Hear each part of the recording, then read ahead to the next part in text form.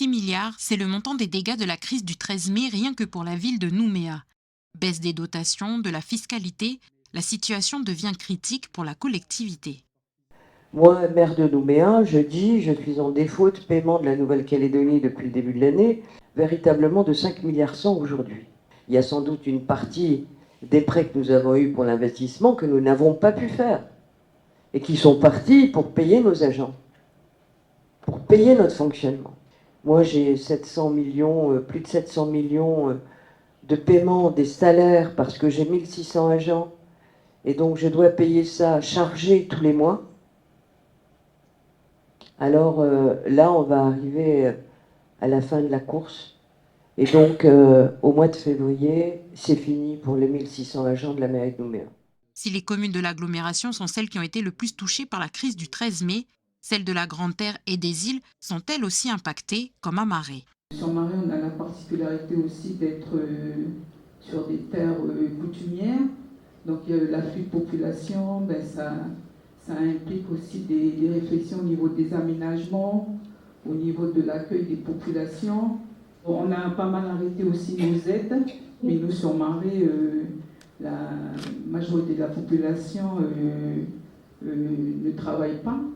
Les seules structures qui peuvent apporter du travail à la population, ce sont les collectivités publiques. On a des entreprises locales qu'on essaye malgré tout de faire vivre. Mais avec la situation actuelle, on a des retards aussi de paiement des entreprises. À Thio, la situation déjà compliquée avant le 13 mai s'est aggravée. Son représentant parle d'une crise profonde. Le principal moteur de l'économie est en panne.